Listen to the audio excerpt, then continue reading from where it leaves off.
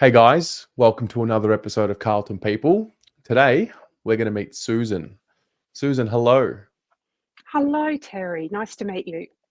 Nice to meet you. We've been chatting for a Finally, while and now we we get to have actually e-meet. e-meet. Yes, absolutely. No, this is a great innovation. I love listening to everybody's story because my story is long.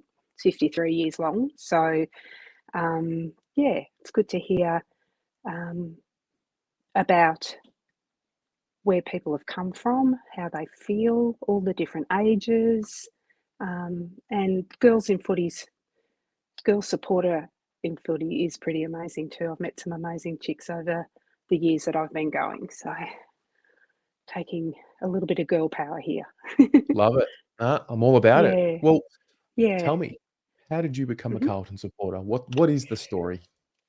The story is that when I was five, I think I was about five, so 1970, um, I thought I'd better choose a team. My house was full of football. Every Saturday afternoon, because it was only Saturday afternoon, was football. Dad played, my brother played as well.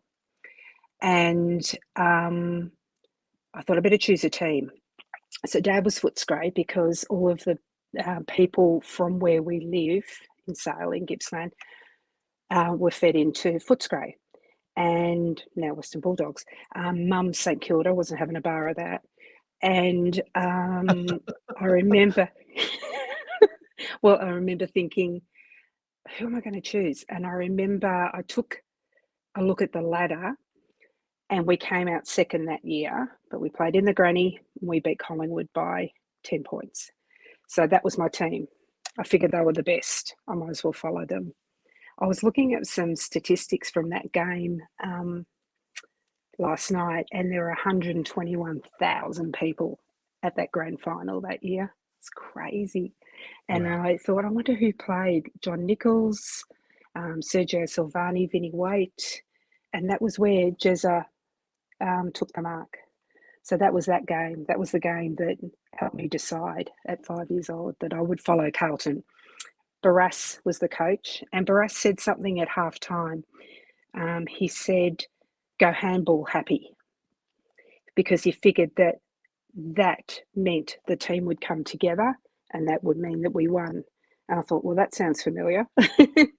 So, yeah, that was from that game, which is quite interesting. It does sound very familiar, though. So, Carlton it was. Yeah, right. What's Mm, your first memory of you weren't at the 70 final, were you? You were what you were, yeah. So what's your first memory of going to the football and feeling the electricity in the energy. crowd? Yeah. So, a good 3 hour trip from home to Waverley, particularly, or to the G, but more Waverley than anything, and a lot of Carlton Collingwood games. So I would go down in my early teen years with school friends because you just could. And when I wrote some stuff in preparation for today, I thought, what was it like? And what I remember more than anything is the energy, but I remember the smells. I remember the beer smell, and I remember the liniment, the liniment from the players, the stuff they rub on. I remember the noise. I remember it being so cold, freezing, just like being in a concrete jungle. And there was one road out to get to the Princess Highway to get home, and it took forever to get out of the ground. But we did it. We just did it. I remember that the only thing that you could buy to eat was a pie and beer and water. And I just remember the noise. I don't remember a lot about the G until later because Waverley seemed to be where we would go quite often. Right. But yeah, it was just cold, long trips, but it was worth it. Didn't bother me. I remember wearing my duffel coat, and I wish I'd kept it. So I had my navy blue duffel coat with all of the players' names sewn on by my mum down the arm, and number 25, of course, on Of my course. back, of course. Um, And yeah, my journey sort of stopped for a little while, mid to late teens because I had some part-time jobs and I was studying and I needed to apply for my study. Then I went to uni and did 3 teaching degrees. So I didn't spend a lot of time going to the footy, certainly watched it, but then rekindled it when I had my son, who's now nearly 27, and I wanted him to feel it. So I said, well, you'll be barracking for Carlton. And he's like, okay. I said, your father does, and I do, so it's just to give it. And he has a fascination with planes all of his life, and he actually has his pilot's license as well. And he saw that the Bombers had the aeroplane as their insignia, so that was it. It was Bombers for him. So he let me know that it was Bombers. So I packed his bag and put it outside and said, "You got to get out. Like you can't. It's not happening. No." And he cried and cried, and I went, "Oh, okay, let him back in." So that it started that journey again, and so all of those trips began again. We always get the train down because cannot be bothered driving or trying to find a park. And yeah, it was all of that.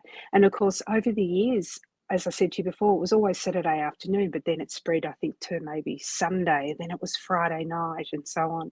And of course, here it was always with Dad playing or my brother playing, it was always Saturday afternoons. It was just Saturday. That's what it was. Sunday was for a Sunday roast lunch in front of World of Sport. That was it. That's what we did as a family. And watching the handball, loved that, and the prizes they got and all that sort of thing. It was, yeah, something pretty special for the weekend, something we look forward to all through the winter, and travelling around all of the towns that my brother particularly played in down Yeah, here. right. Mm. What was it like going to grand finals? Did you go to many? Haven't been to No. any. All right. No. So I worked out, I remember watching 5. Yep. A couple of them, to be honest, I was on school holidays, so being September, so we would go away, particularly in those school holidays. I think there's been 8 flags since I really started following footy as a little one, and then I think I remember watching 5. So the closest I've got to a granny is playing Melbourne in the what were we in? The semi. No, I didn't go to the preliminary. So the semi this year. So I do remember so watching them on telly was all about decorating the house and, party pies and sausage rolls and, cheering on our team on the little telly. Yeah, right. Sometimes, So do certainly. you recall, because correct me if I'm wrong, Mhm. initially black and white was how we watched the games. Do you recall the shift in the way you consumed the games from, Oh, television? definitely. Yeah.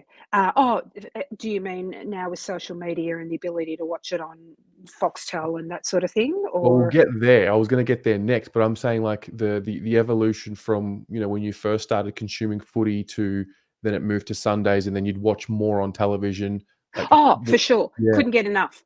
And I was thinking last night about the impact that COVID had on footy. And one thing only that I liked about that time was that there was footy on every night.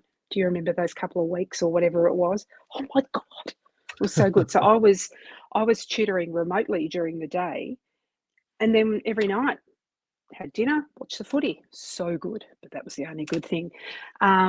So yeah, I do remember that evolution. I remember sometimes change I find difficult. So, it's footy, it's Saturday afternoon. What are you talking about? But of course, what was it back in the day? It was 12 teams or something. So we realised that in 1990 we were moving to AFL and that we had to introduce these foreigners into our game and from interstate and count all of that as part of each round. So I do vaguely went with the flow. Yeah, I find it bizarre that we have Thursday night games now, and yeah, but it does stretch the week out a little bit, and you've got something to look forward to, I guess. Yeah. 360. I Well, have 360. I watch every Monday night with Jared and Mark, and yeah, that's my little thing. When I finish tutoring, I'll go and watch that and see what they've got to say because I love Jared and Mark is just a crack up. Um, And yeah, so there is a bit of a ritual now that's developed because of the way that it is now. Yeah. And then that leads Mm, us to today. We've got, somewhere along the last 5 to 10 years, mm, this digital space formed, and now mm, really, if you wanna stay engaged with Carlton every mm, night, there's something mm, online for you to read, for watch, listen sure. to. How do you And I do. One of the guys I was listening to that you interviewed was saying that he had a back injury and that his week is consumed with watching the game, the replay, watching all of your shows. 360, anything he can lay his hands on and educating himself that way. And I like to do that too, because what it means then is when you have mates around, you can have some robust banter with them, about, well, hang on a minute, and you educate yourself about that. And I love it. When I was in schools, I only finished up a few years ago, but I would sit at the table in the staff room with the blokes with the Herald Sun and we'd dissect the footy. And they'd be like, how did you know that? And I'm like, well, I pay attention and I listen. So our knowledge is greater. Our opinions are um, possibly more educated or biased, but I really enjoy that side of it too. What do you think about? Oh, goodness me. Oh, really? Oh, that's rubbish. All that sort of toing and froing is so much fun. Yeah. Yeah, I was talking just recently when I was filming another one of these, and about the game and how it was, very tribal, and sometimes a little bit intimidating to go to Princess Park, Yes. back in the day, and a lot of fights and a lot of alcohol and the culture, and not many women, not many children at games. And, you sort of fast forward decades now, we're in the 2020s, and the game's never been more for everyone like what it is Family. now. This year, I've said this a dozen times this year, I could not believe I probably went to probably 12 games, I would say, this season, Yep. and not once did I see anything untoward or disappointing or violent or whatever. Um, I think that after COVID, everybody was just desperate to get back to the footy, and the kids are there, and everybody, and they do. I think they've got a couple of psychological things too. Obviously, they do have the messages on the board. There is music that seems to be a little bit more uplifting rather than just sitting around drinking cans waiting for the footy. Not that there's anything wrong with that, but yeah, it's a different atmosphere. It's a family oriented, and being a teacher of little kids, some of them, I want them to go and experience it. And I know you saw the photos of what I did last year and here with this year with the well, the attempt at indoctrinating all of my students to follow Carlton. Yeah. They Can't were knock if just you're like, trying. I did. One of them walked in and went, oh, Mum, she barracks for Collingwood. And yeah, Mum just lied. The mum laughed. No, son, that's Carlton. Um, it was good fun. So yeah, that family side of it seems to have come back. It's still expensive to go. I was looking up how much it costs to go when I first used to go, and I couldn't find a price. I don't remember. Were kids allowed in free? I don't remember. And I'm talking maybe 78, 79, 80. I don't remember. But yeah, can't even remember if I had a membership back then. But yeah, it it seems to be a lot more pleasant too. Although, boy, oh boy, can it get passionate. But I've never experienced anything like the two finals this year to actually Yeah. feel the stadium move. Oh my God, that's what it felt like, particularly at the end. Just that as one, Yep. just move. And the excitement and people just looking at each other compared to when I sat on Richmond Station when Collingwood beat us in that game the season before and cried my eyes out and had a woman come up and say, you should have beat it. You should have beat Adelaide. You wouldn't be in this position. And I'm just like, and I just turned around and I said, Dale, it's too soon. Too soon. Hmm. Well, I Yeah. was about to ask, what are your fondest memories? I mean, I know that this year you've got a couple, but, like, what are, the ones that really are, dear to you for whatever reason? just going with schoolmates was always fun. That was any time. Travelling down, all the fun we had. So that's going well back. Now, certainly the was it the elimination final against Richmond? I think when we got in by default. Yeah, because the Bombers Yeah. were kicked out. Yeah, I told Samuel, Bombers bad. So yeah, I wrote down a little list of all my favourite players, and some of the things that I watched them achieve, or just the spectacles. People like Fev. Met him at an Anzac Day match some years ago because Samuel drove me along to S&M game, and the nicest bloke, and just loved watching him play. What I loved about him was the theatre of the way he played. Obviously, I remember watching Jezza and Bruce Dool.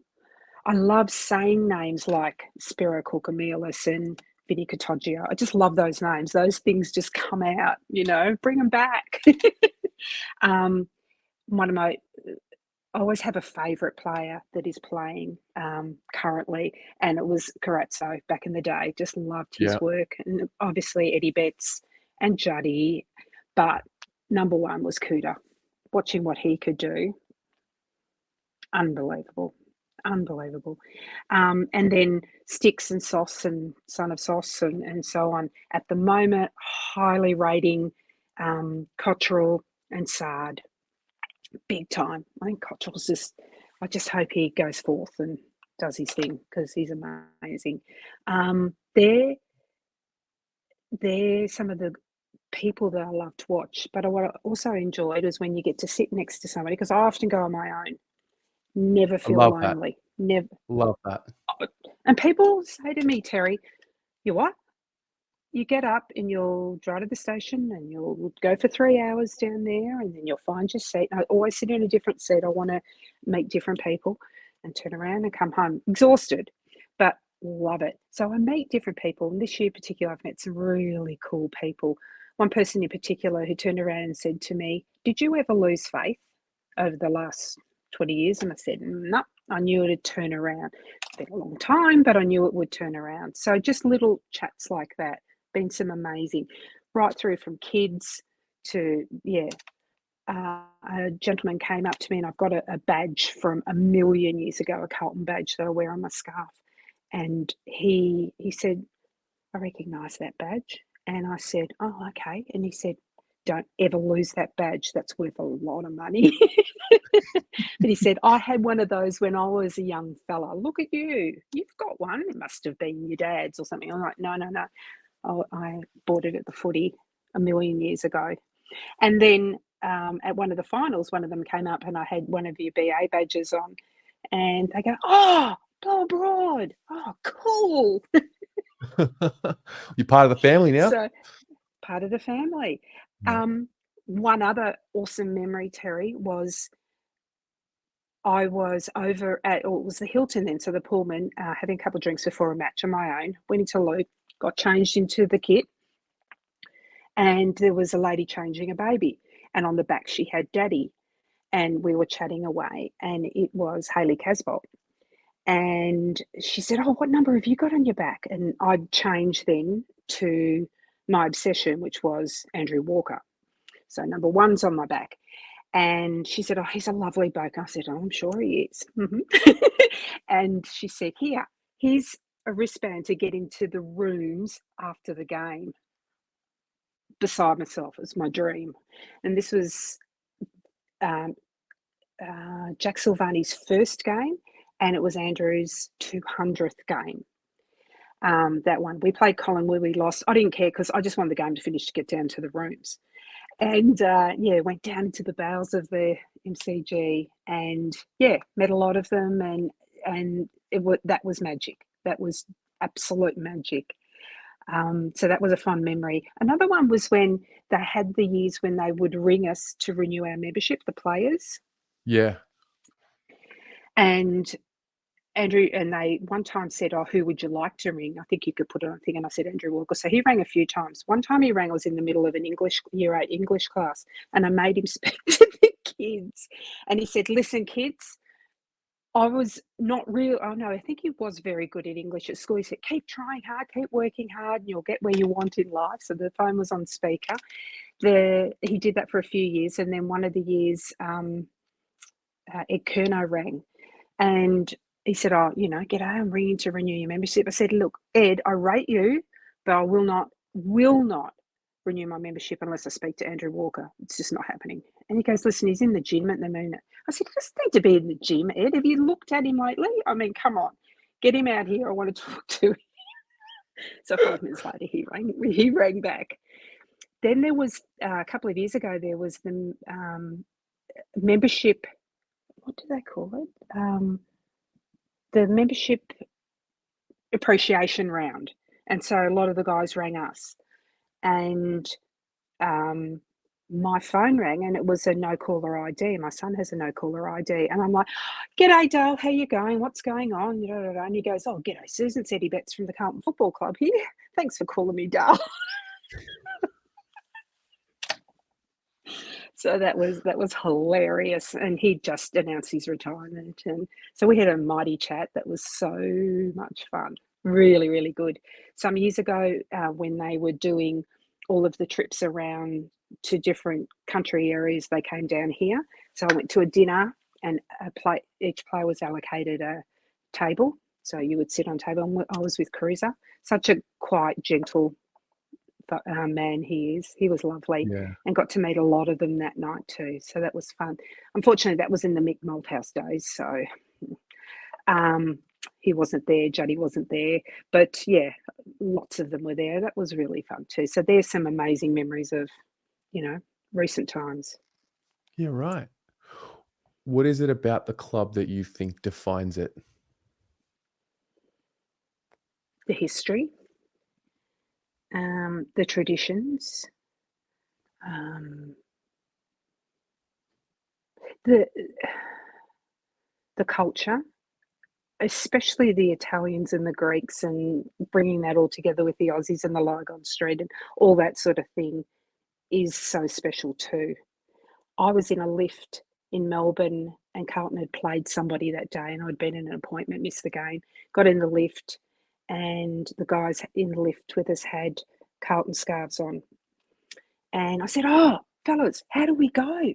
And they go, "Oh my God, mate, you should have seen it for volley. He kicked 8 goals. Oh my God." And the enthusiasm and the wogginess, no disrespect, but it was beautiful. That's Carlton to me. A lot of that as well. Love going to the games when those fellas really fire up. They're hilarious. Absolutely hilarious. I guess I get cross with those people that burn their memberships and carry on and whatever, but stronger together, and #believe, that's what it's all about. So by bringing us together, that continues to grow the tradition and the culture that is now. So it's ever changing, and it's evolving as well. Yeah. Yeah. So when you fast forward to now, we're filming this Yes. end of 2023, and we've had what seems to Mm. be a turnaround. We've played finals for the first time in a decade, and it looks like they finally were able to find the secret herbs and spices and get themselves back into contention. What do you see with Mm. this group that gives you confidence that, it's more than just a couple of month run? The belief in themselves, and the fact that they have the ability to look past maybe themselves or an ego or whatever it might be, and bring it together, and magic things can happen with this group. Something definitely happened last year, whether it was at the farm or wherever it was. They worked it out. Obviously, Vossi's got to have a lot to do with that, and all the coaches, support staff. Watched your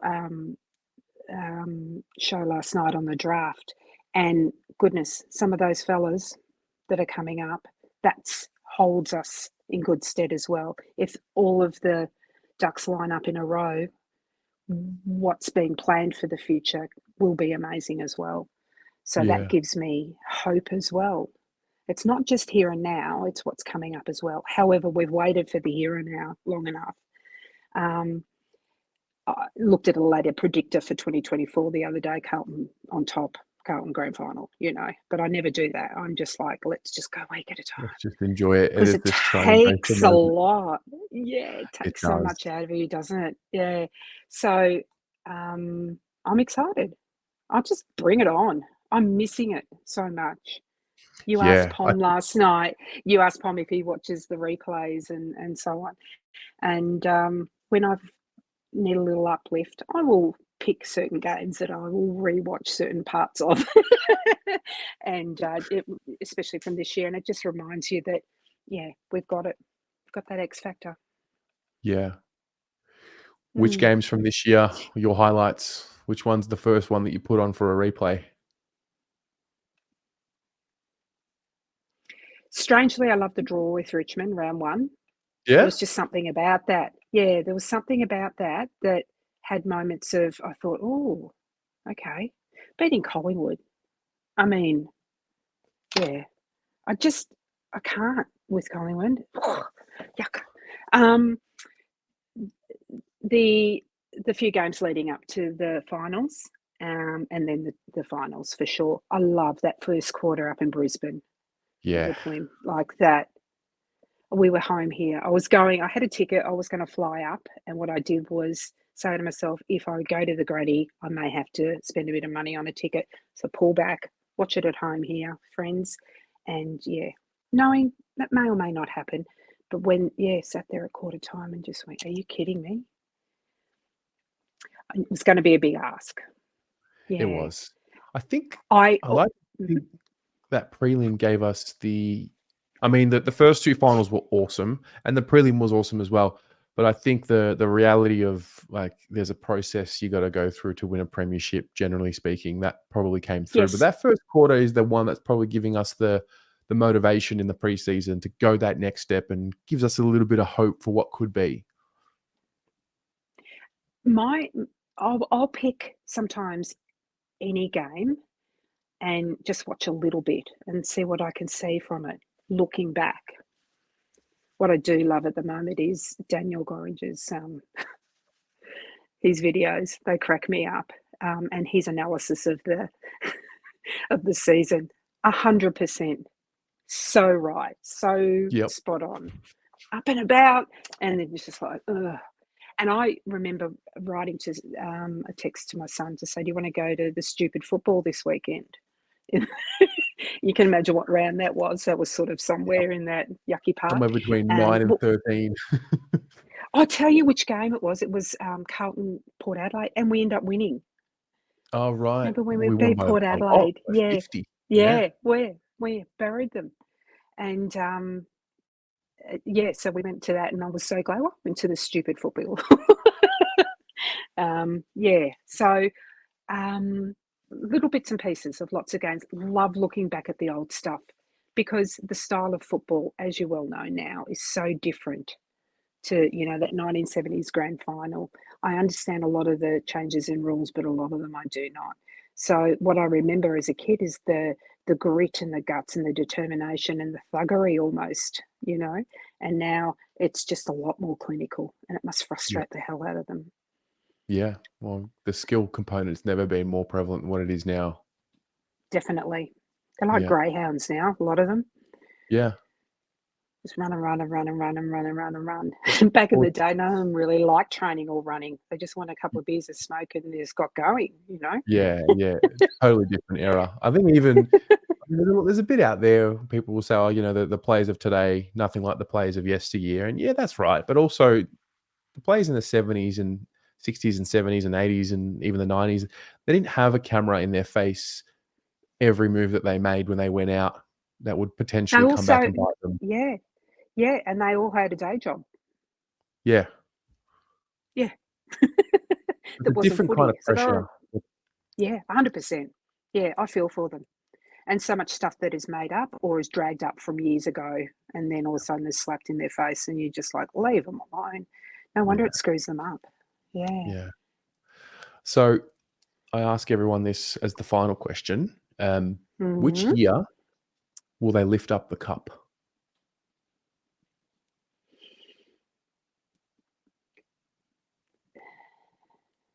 I think it's going to be 2025. 25. I like it. Yeah. I think I had something happen the other day and I cannot remember what it was, but it was something, some certain amount of time or day. Oh, it might have been the guy that does those random stats. And what's his name? And he goes, so and so ran however many kilometres and he was playing with his twin. And I can't remember the fellow that you often have on that has the random stats. Oh, Uh, Ari. Ari. And he said, I know, he's hilarious. And he He's gonna said love something that he got a mention on this. oh, good. Hi, Ari. And he said something the other day about, I can't remember. But anyway, in my mind, I calculated something and it went to 2025. Okay. So it might have been my random statistic. So All right. We'll put what that are one most into the people ether. saying? Well, it's What are most funny people because saying, Chris? when I started doing this, a lot of people were saying 23, 24, and then over the last few years, it moved to 26, 27. And then Mhm. at the end of this season, the ones that I'm doing, everyone's saying 24, 25. So we're starting to come back with our belief. It's good. We'll see how we go. Yeah. What does Pom think? Next year. Of course. Yeah. Yeah. He So he is one of the most unselfish people, staying home and watching the game and providing us with commentary. That's hilarious. I'll sit with my earphones in and listen to it and burst out laughing and do all sorts of stuff. yeah. And I'll be watching it with my husband. He's like, yeah, that's a good Good part one. of your channel too. Yeah. No, well, there's so Mm. many people that we've met along the way that now add to the community. So no, it's And been a it's good getting experience. bigger. Yeah, yeah, Yeah. definitely. Yeah. Really appreciate it. It's a lot of time and effort, and yeah, we're very fortunate to have it because a lot of sides don't have this sort of coverage, channels, media, opportunity to listen to things they might have missed or think about what could be. So good on you. Yeah. No, thank you. And thank you for your time today. I really do Of appreciate it. course, Thanks you're for welcome. sharing your story. And I'm Mm, sure we'll catch up at some point in the future and go Blues, hey? definitely. Go Blues. Have a great day.